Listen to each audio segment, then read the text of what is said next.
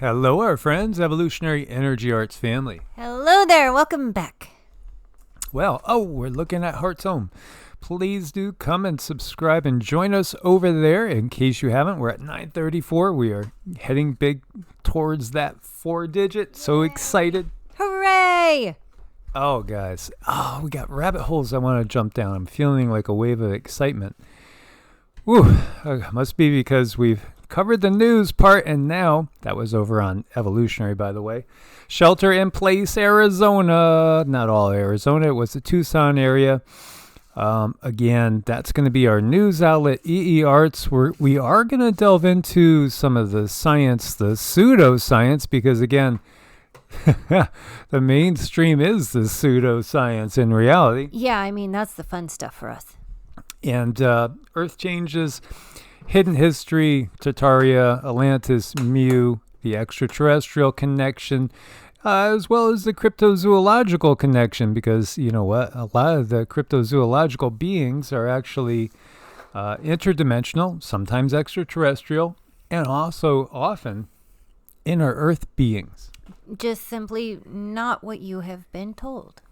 You know, if you believed all the fairy tales and the myths out there and basically took the science that they give us and said, you know, the science is all going to go on the BS banner side of things, and the fairy tales and the myths and the legends are going to go on having more factual truth, you would be heading in the right direction. You sure would. Absolutely. So I wanted to share with you a couple of authors that I think were fun times in my life, was perusing and going through the books of Robert Anton Wilson. This was now probably 30 years ago. I had a friend that was my best friend at the time, and he still watches this channel Incognito, and he does bust our chumps on it. This is just the way he is. So he will be sometimes playing a troll, and then, you know, not let us know it's him playing a troll. Because, you know, again, it's all about undoing ourselves. It's about pushing ourselves, undoing ourselves. How could we not? Well, let me give you this analogy again. It's impossible to fill any more an already full container, right? Whether it's a vase or whatever. When our mind is completely full to the brim and then locks out anything new, you know, it's just a really sad state of affairs. So Robert Anton Wilson and this other author here, Antero Alley, they have put out books that will give you a headache, and purposeful. But believe me, this is a good headache, because this is going to turn your reality on its, you know, upside down, inside out. And it's all about getting us to see the bigger picture. It's about getting us to think beyond the boxes that confine us, because there are many, many boxes that confine us. And as soon as we climb out of one, we're still in another. And, you know, all of us, even with the direct connection to our guides, which are 5th density and 6th density and even up into 7th density beings, I still sometimes find myself questioning, am I still in a box? And that's great. I think ultimately we're always kind of in a box until we get to that merger with the one. And it's only when we're merged with the one that we are no longer in boxes. Just my take. Right. And, you know, sometimes what causes those questions, even after you do have a connection with your guides, is your frequency. Where are you vibing at? Your belief system. What have you been taught? The way you understand things, your perception.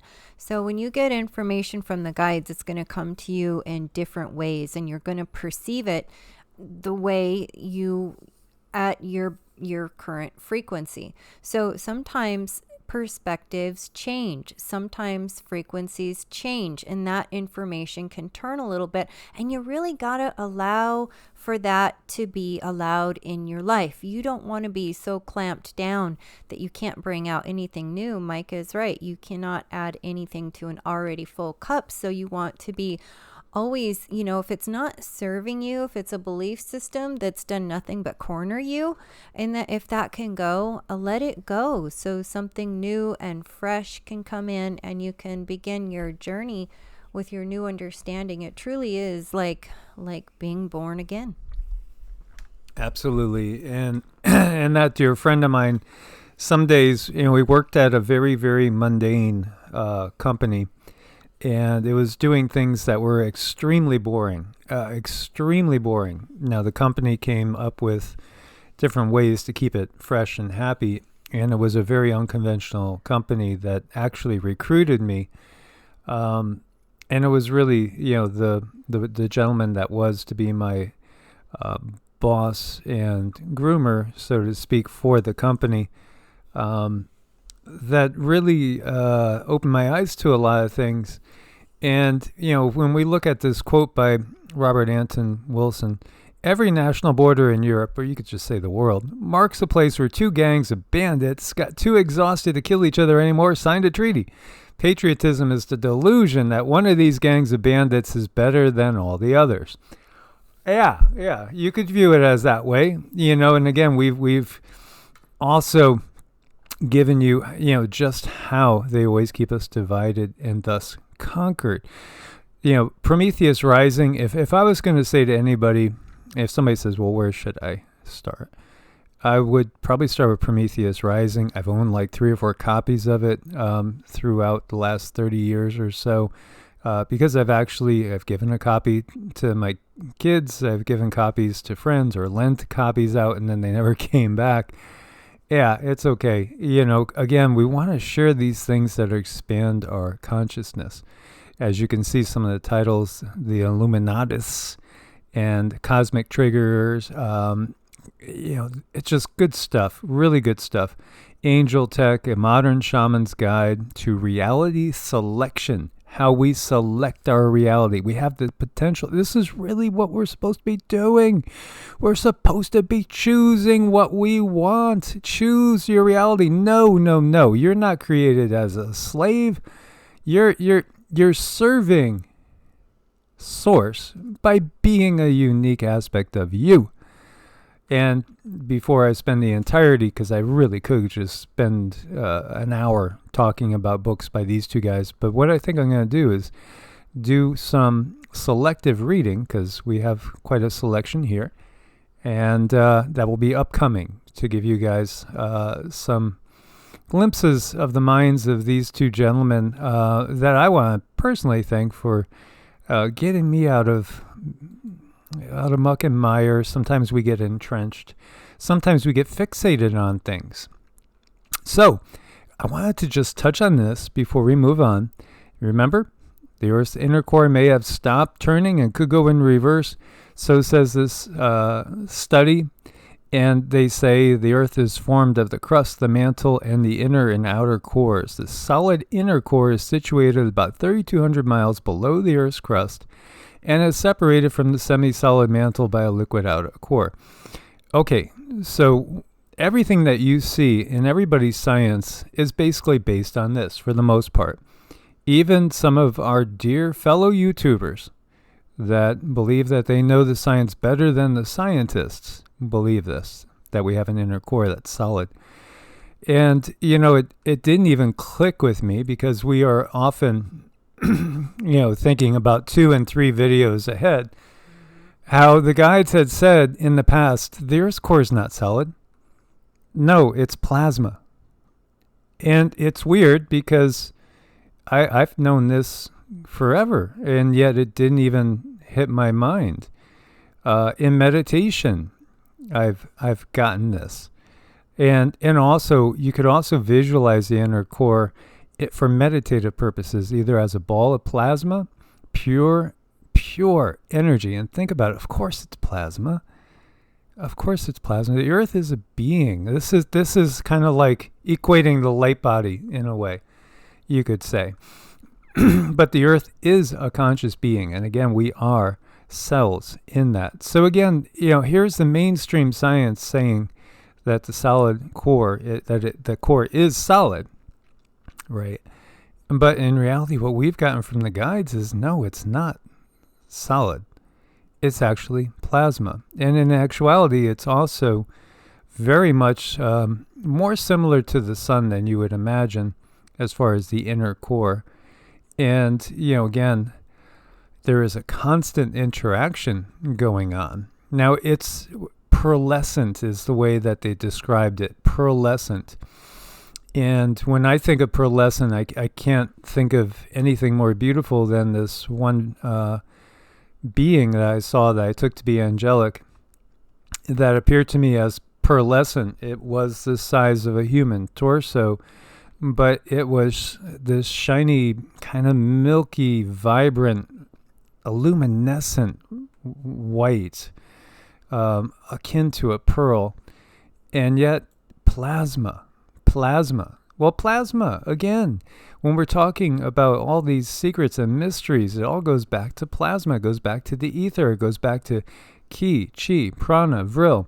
Now, I don't know who this is, but when it hit me and I thought, well, I bet you somebody has caught this. And I'm sure we got scientists that understand that. And this is Rolf Witschke. And so we just listened a little bit, and it's like, hey, I'll share this with you guys because here along the edges, you kind of see it doesn't even do it justice. But the Earth's core is it's pearlescent plasma. And so this video is Earth's plasma core. Extraordinary evidence in plasma astrophysics. So all the science that's based on a solid inner core, in our humble opinion from what we've gotten from our guides, and again, you don't have to accept anything. Go with what feels right to you. And, check our record too. Check everybody's records, so go back through different videos and see, has what we've been sharing with you guys, does it seem like it's all been kind of coming out as we've been sharing for years?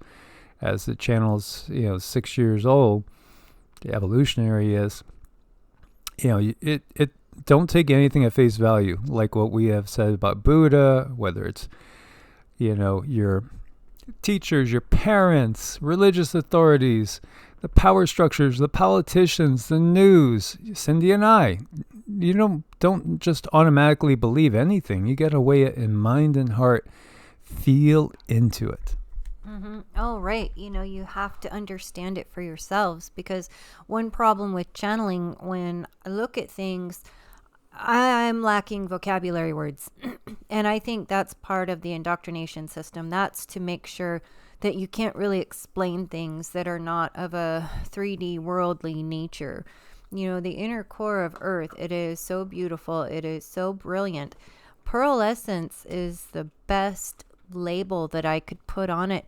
But you know what? If you guys saw it, I think you would understand, and you would understand the lack of vocabulary words used to describe it. And really, it truly does get frustrating sometimes. I'm trying to explain something. The guides are putting this picture/vibrational understanding in my mind, and I speak it. It's like, no, that's not what I'm saying. That's not what I'm describing. And I speak it again. It's like, oh, it gets so frustrating at times. And I am definitely lacking in articulation abilities, but I'm always working on it. Always, always, always. And I've shared with you guys before that when it was 1972. Yeah, I was 7 years old. We moved into a new house. This book was copyrighted in 1971. Wow, that's mind-blowing. We moved into this house. Everything was taken out of the house except for one book that I found down in the basement. This house used to be used as a a doctor's office. And so it was the doctor's office and it was the doctor's home.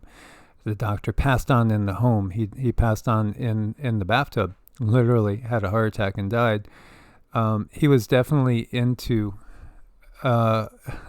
understanding hermetics. And so this was the only book, Initiation into Hermetics, a course of instruction in magic and theory practice. Franz Barden is somebody that went through, the Holocaust. And yeah, the Holocaust did happen. Of course, they don't waste an opportunity to keep us at certain numbers. No. Again, unfortunately, people throw the baby out with the bathwater. But this gets into how the elements are. This is yoga. Guys. It's a form of yoga. No, not all yoga is hatha yoga. A lot of yoga is very, very spiritual science. I mean, it's all spiritual science. And so the first part it starts with, and I'll attach the PDF, we've talked about this multiple times, is the elements and ether, or what you would call the ether. Scientists are searching for dark matter. All they got to do is study the Sanatana Dharma. It's all right there. Again, it's the life force, the ki, the chi, the prana, the vril, the akasha, or the ethereal principle. Yeah, and it gets into karma and everything. It's a great, great how-to manual. And again, we've touched on this on the past. But, when we look to scientists, they're always, at a certain point in time, they always get grabbed by the system, pulled into the system. If they make it, to a certain level, the system will offer them riches and wonder. It is, again, that Satan taking Jesus' biblical parody of, hey, the whole world's yours, just bend the knee. You got to conform. You can't tell them the same, or you can't teach them this. You got to teach them what we tell you to teach them. So I just wanted to share that with you as we look at a magnitude 4.8 hit in Hawaii, following which Kilauea erupted. Lava's been flowing again. Here we go again. I know. What do we got going on here? We got some things that are making themselves known. There's certain releases and pressure that she needs to do. Make no mistake, Earth she's kind of really being tormented right now. As many places as she can where she feels beings on her surface, she's definitely holding herself back, but then that makes other places kind of blow up. Other places have to release. Well, as Dr. Eva would say, liquid magma. Mm-hmm. Magma. But look at the magma. And what does it look like? Well, it doesn't it remind you in some ways of plasma, just a heavier, denser form of plasma, and then as it cools off, it becomes rock, and out of which spring trees and all sorts of wonderful plants to support all the life around us. The earth is being completely reworked as we speak, and it's part of the process because she has to heal herself. So when I was looking at the position of the planets today, it was hitting me, all the gas giants really are on the other side of the earth at the moment already. Our buddy David Devine's been talking about this and certain alignments that are coming up that we're going into. The other thing, too, that hit me was when we look at, let's click over here.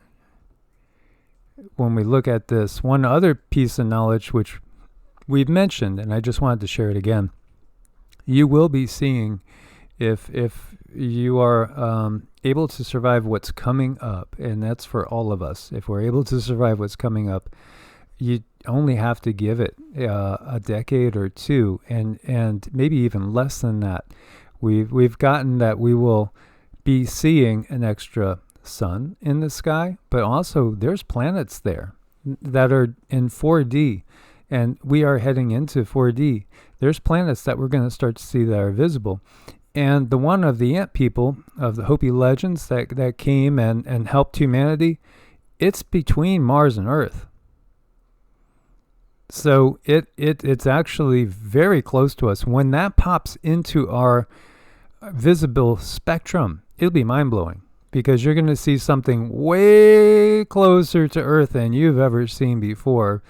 The only thing we could think of really is the moon. So can you imagine seeing something else up in the sky that may be as impactful to the night sky as another moon? Or even bigger.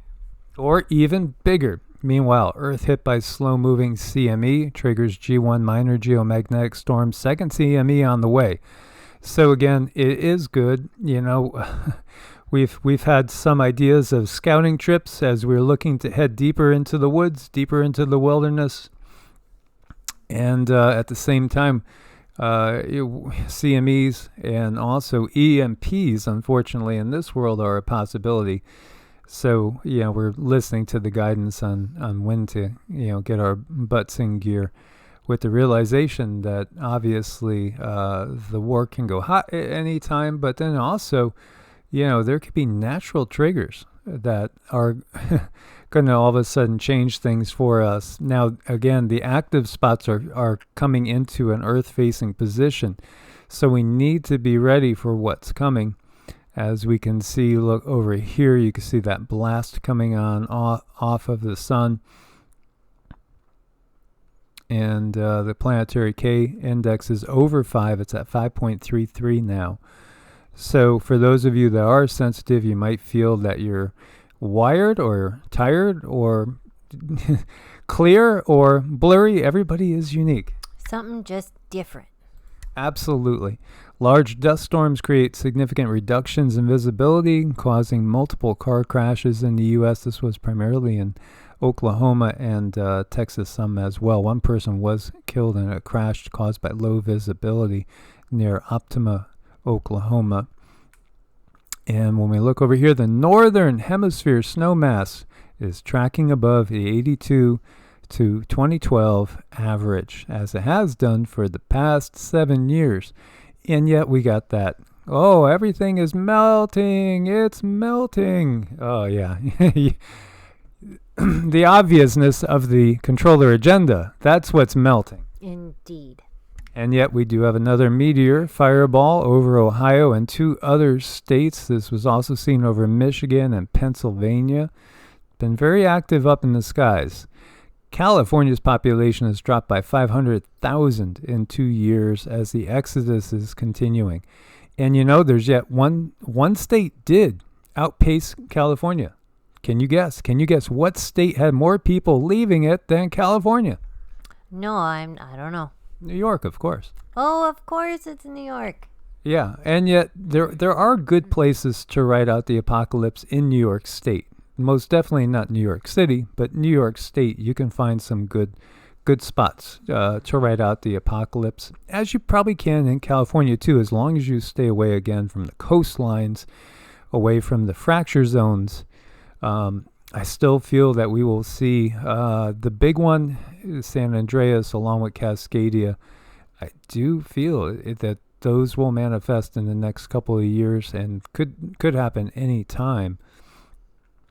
And this statement, what can you say? Chicken plant disasters are no coincidence. This has been all done before. The Irish potato blight 200 years ago resulted in a massive famine. Absolutely. And that's when some of my family, my mother's side, came over from Ireland. They were again, the migrant situation, we send our prayers and best wishes out to all those that are true migrants, which is the vast majority that are simply leaving because they got to support their family. They got to find a way to have a better life. It's understandable. It's totally, totally understandable. When we understand also that the controllers are always using one people that get things a little bit better for a while to basically inflict on other people who are the brunt of the blows, so to speak. I mean, as we saw with the indigenous Native Americans over here, what happened, and all herded up into, these reservations, as Cindy and I both have DNA lineage that goes back to the Trail of Tears, and then over here you had Ireland had plenty of crops and stuff, but the Brits stole everything. But see, we can't be mad at the Brits because the Romans did it to the Brits, and then this is the never-ending cycle. And so as long as we constantly get mad at those we perceive to be our oppressors, but yet they're just tools, the real oppressors stay in the shadows. We're not going to get anywhere. We have to recognize where the real oppression comes from. You can't really do anything unless you know the truth of the matter. So how can you fix what you don't realize is broken? But once you know better, you're able to do better. So are you a morning person? Have you ever had your DNA worked up? And hopefully you didn't, because again, that could be utilized against you. But if you did and you see that, yeah, I'm a morning person, how's your percentage of Neanderthal genes? Are they pretty high? Yeah, they are. Well, maybe that's why. Because what they're saying is our Neanderthal genes help us become morning people. And, again, Neanderthal and Denisovans, all these beings were uncontrollable by the controllers. And if we're starting to realize that these beings that they say lived so long ago, reality is, I think, that the last vestiges of them were gone with the younger Dryas is really kind of what we feel. And that, this was a slow end of a species with strange clouds in the sky, strange genetic things, WAR fair going on against certain genomes. Yeah, which is going on with Homo sapiens right now. But anyway, so Neanderthals, their genes might be helping you to be a morning person. Could you shoot a bullet through Jupiter? Answer is they say no, because it does have a rocky core, is what they say. Is that really the fact? We haven't asked the guides, and I don't know if Cindy has any info on this. They're giving me a core that looks like there's like a lot of holes in it. So best I can describe it right now is like after a rock has dried that's from lava, there's a lot of holes in it. Now, why are the holes in it? I'm not sure. So the material is not solid, no. Sort of like lava rock and pumice. And Yeah. We found tons of those on our property in Nevada, and was actually using them, making a little border wall. And in some cases, those, as we were talking the other day, they can actually float. Now, you might look and you might say there's no life on Jupiter. How could there be life on Jupiter? The wicked storms, the red dot's a storm, the red eye is a storm. Yeah, it's a plasma giant. But then what if you are a fifth density being or a sixth density being? The reality is there's life on all these planets. They're just not visible to us, and they're not in our spectrum. Jupiter is, gosh, I love all the planets, but Jupiter is fun in a chart because when I look at it and I see where it's placed in your chart and I see the dignity that it's in, we know there's going to be a lot of expansion wherever Jupiter sits. So I also refer to Jupiter as the Christ consciousness. It's that information that we have built in life after life after life, and Jupiter, that comes alive in us. And again, depending on where it's at, then you know how the energy will be expressed in your life. Absolutely. So again, to restate, from what we've gotten is that there is life on all the planets. It's just about what density is that dominant life taking place in. And here you go. Uh-oh. What is this? A reptilian baby from a dumb? Is it an alien? Wow, look at that guy. Now if that came into your room and that was 6 or 7 feet tall, would you still think he's cute? Do you think he's cute in the first place? Oh, I'm sure he has a mama that thinks he's perfect. Yeah, absolutely. The reality is, those of us that can make it another 10 years in time or so, we're going to probably see the reality of extraterrestrials being out in the open and actually be laying eyes on them. Many of you have already had encounters with extraterrestrial and interdimensional beings. And, this is just normal in every age but the Kali Yuga. In the Kali Yuga, yes, we get so isolated and everything's hidden. But in the other 3 ages, it's just a given, and it's nothing that surprises anybody. Reality, most of the time, is much more akin to Star Wars. Indeed. So again, thank you guys for your support over on Patreon and Ko-Fi. We couldn't do it without you. Please do share these videos as much as you can. Much love. God bless, and namaste. Namaste.